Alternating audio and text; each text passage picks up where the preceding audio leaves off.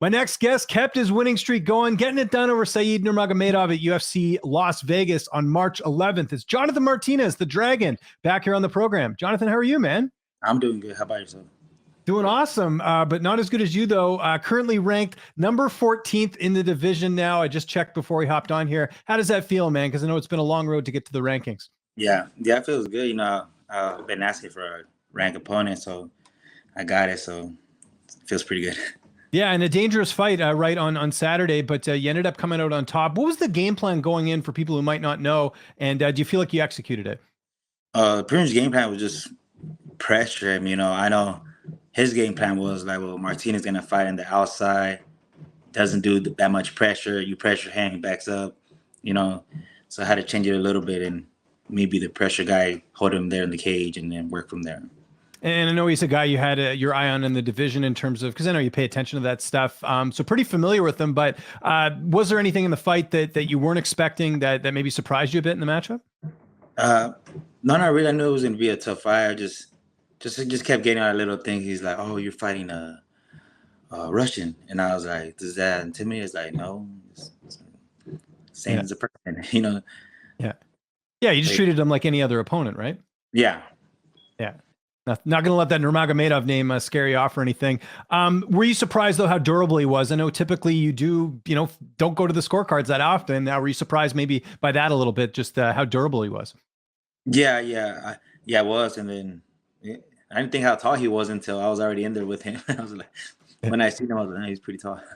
Yeah, no, pretty big guy for the weight class. How confident were you when it went to the scorecards? What were you thinking when it headed there? Because you've been on the wrong end of a bad decision as well too. I remember the fight with I think it was Andre Uhl. It was a fight that I think should have gone your way.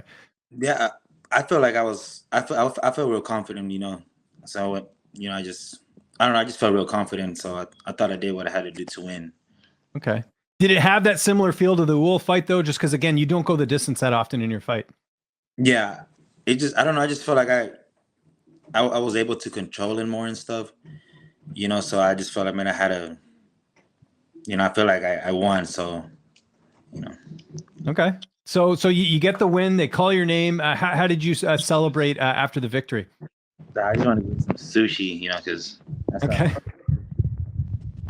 Get some Great. Sushi. How was the sushi in Vegas? Was it pretty good? Yeah, it was really good. I don't really do much. I'm not a type of person that when a fight go party and stuff like that. I just eat with my team and family and then go back to the hotel, and that's pretty much it. Did you have a lot of people come out for the fight? Like what was your entourage like after the fight? Yeah, it was good. I had a lot of cousins from LA that showed up and stuff. I have some from Sacramento that went, so it was pretty good. Favorite sushi roll? Do you have like a favorite? Mine is the I like the spicy tuna, and I like whatever, I forget the name of it. I think it's Boston or Alaskan. I can't remember, but any of the sushi with a little bit of cream cheese in it, that's like my go. Oh, yeah, those are good. That's like my favorite. Yeah, honestly, I pretty much get every different kind. I just try to get everything. It doesn't matter. I love sushi. Yeah, it's great. How does the sushi compare, like in Vegas compared to say Texas? Texas isn't really known for their sushi, right? Yeah, no, I think Vegas. Yeah, Vegas is a lot better. So. Yeah, no, they know how to do it for sure. So obviously, close fight. I know there's going to be a lot of people saying otherwise in terms of the decision and all that. Yeah. I know you're not a big social media guy, but what's been the response like since the fight? Because again, I'm sure there's a lot of people who felt like it maybe could have gone the other way. Yeah, I guess some people. I guess they're Russians and stuff that be messaging me. I don't know what they say, so I just put like a little. Because that's going to be the worst. Like you're probably going to go and because you can hit the translate button, I think, right? And then I'm sure it's just going to say something awful. So you don't even go that far. You just like, nah, I'm not going to worry about it. Yeah. Well, was it yesterday? I was kind of bored, so I had like a lot of them. Like I guess a lot of Russians, they were like messaging me. So I was just putting all these little faces like this. I was just doing stuff. And you don't even know what they said. They could have said something nice, and you'll never know, I guess, right? Yeah. Probably not nice though, if we're being honest. Yeah. Do you feel like the response from this fight was bigger than maybe some of your other fights, just because again he has a pretty big fan base? Yeah, I just felt good because for a long time I felt I could compete with the rank opponents, and I just felt too because I see a lot of 35ers. They get ranked just by having a winning streak, but they don't actually fight ranked guys, And I feel like I fought a guy that was ranked to take his position. And that's what I see, because I see I'm not going to mention names, but I see a lot of people that do that. they've been winning streaks, and then they just get top 15 just because they've been a winning streak, but they don't get to compete against the top 15. So right. I know what you mean. I mean, you like I talked about off the top. It's been a grind to get to where you are in the bantamweight division, and even outside of the top 15, you had some tough fights as well. Like some fighters, you could, if you're comparing resumes, I'd say you had one of the toughest runs, right? Yeah. So we can agree on that. What about leading into the fight? Was there any sort of trash talk as well from his fans too? Because I know sometimes they'll, they'll say some crazy stuff, right? So yeah, I would hear when we're coming out because it's the first time I've been in an open crowd since I think Sacramento card. Right. Oh yeah, it's been a while. That must have helped in the fight too, just hearing the crowd, right? Yeah. So it was, and I would hear like, I guess they're his people because the English was kind of like, sounded different, and they're just saying you suck. He's gonna beat you, not this, but I just like it's like nothing and stuff. But when I was walking, they would start screaming my name and kind of like pump me up. When I was in the cage, I felt like real loose, and I was down. Like I felt good going in there. Yeah, no, that's great. And you've been pretty, like, I mean, you're not like super active on social media. Do you find it's a bit easier because you're not like that? Some guys are posting every day, or they're, checking their Instagram feed or whatever. Because you're not as active, do you find that's easier to not deal with a lot of the hate and backlash and stuff? Yes, sometimes they have to message me if I go post something like a picture or something because I won't post, and I'm like, yeah, so. Okay. And just last thing on that, have you had any threats? I know some people take fighting a little bit too seriously. Yeah, no, I don't think so. I hope not. I guess you'd have to hit the translate button and see what they're saying for sure, which is interesting. I know post fight you mentioned Dominic Cruz as a name, as a possible opponent next. Has there been any update from the UFC on who you could potentially be fighting next? Any offers yet, or still letting this simmer a bit? Yeah, I haven't gotten offers right now and stuff like that. Just I don't know. I'll be out there April 15th. Go corner Chris. And get that ranking, go hire him too. So he's number 13, I'm number 14. So I need to catch up to him too. I was going to say, yeah, you're right behind him.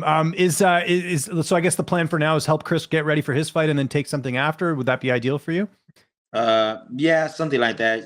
You got to see and stuff. My leg's a little bit swollen, so got to see. And then my elbow too. So I don't know why my elbow. I think when he threw the spinning back, I blocked it with my arm, and then I blocked it with my face too. So okay, yeah, for sure. Yeah, that can hurt, but it doesn't sound like anything's broken or you're going to be out for too long, right? No. And if I'm hearing you correctly, I mean, ideally, you'd like to help Chris get ready for his fight. You'd like to fight after, but I'm sure if they gave you like a Dominic Cruz or someone and they said, hey, fight him in like a month, you'd be on board with that too. I know it just matters on the opponent, right? Yeah, it just matters. I like to fight Dominic Cruz. But I don't know. No, hey, shoot your shot. Listen, Chris Gutierrez, your teammate, got to fight Frankie Edgar. A lot of people, I don't think, were expecting that for Frankie's last fight, right? So yeah, you never know. It's good to put it out in the universe and see what happens, right? So, and let me ask you this: like, do you get the sense the UFC was happy for you taking this fight? Because again, say you'd not ranked, I don't think going into this. So it's a dangerous fight, is kind of what I'm getting at. Do you kind of get the sense the UFC was happy that you took this matchup? Well, yeah, they better because I heard opponents were backing up. So when his name came up, I said yes. So, yeah.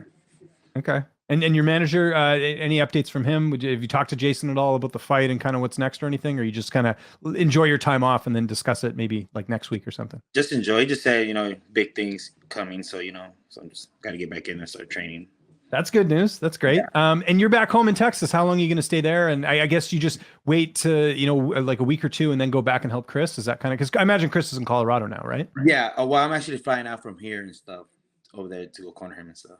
Oh, okay. Gotcha. So you're going to stay in Texas until his fight. And then unless you get some fight news, right? So yeah. So I'll be flying out there and stuff. And because I haven't been here pretty much, this is usually I go home in the weekends to go see my kids. And this time, I just stayed over there for 9 weeks straight, like hardly ever seen them. So, because I know I had a tough fight, so I had to train hard. Yeah. So, I'm just going to enjoy here with them for a little bit.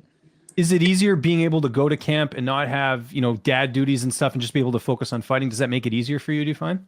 Yeah, it makes it a lot easier and stuff like that. I miss him, but it makes it a lot easier like that because I just get to go home and rest. And because some practices are real hard. So, I just call them for a little bit and then, because I'm training all day pretty much, and then thinking about 9:30, I'm already in bed and getting ready for tomorrow.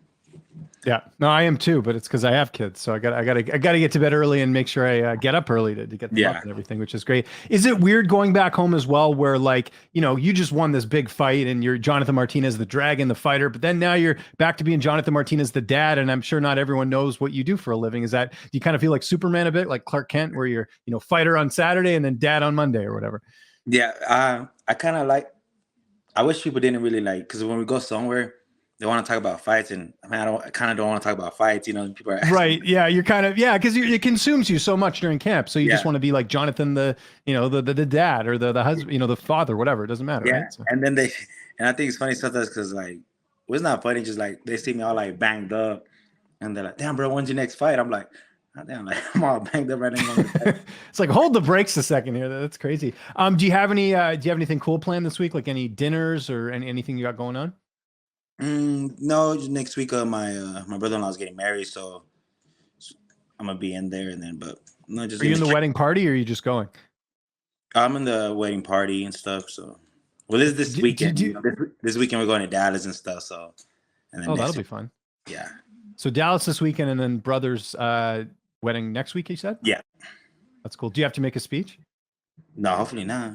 I was gonna say because I know it's not your favorite thing in the world is which I find so interesting because like you'll go into the cage no problem and fight someone, but like doing this or doing speeches and stuff that can sometimes be more challenging, right? Yeah, it was crazy before I came out in this fight because Jason was in the back and he was like, "You nervous?" And he's like, "No, just more nervous at interviews." And he's like, "Oh my god, really?" And I was like, "Yeah." Yeah. Because in the back, like I stretch out, but I think because it was Batista was fighting, and then after that was me. So he was fighting, I was just sitting there, like I was kind of like laying down and he won, and I was like, my coach looked at me, and I was kind of sleepy already, and I was like, okay, yeah, I'm next. I just got up and stretched a little bit. It's another day in the office. Well, that's why they used to call Chuck Liddell the Iceman because it was the same thing. He never used to get nervous. He was just like, it's all business going in there, right? So yeah. Everyone's a bit different with that. Just quickly, you mentioned Dominic Cruz. If that fight doesn't happen, is there anyone else you think in the division would be a good matchup? I think a lot of the guys are already booked, right? Yeah, everybody's pretty much booked. Yeah, but it's got to be a ranked opponent, right? Because I mean, now that you're in the rankings, you should be fighting up, right? I would think, at least in the rankings, right? So, or even that little 25 or two, I'll fight him. Who? Oh, Figueiredo. Yeah. Okay. That's interesting. How would a fight between the two of you go? Just with the fact that you guys both have really awesome striking, right?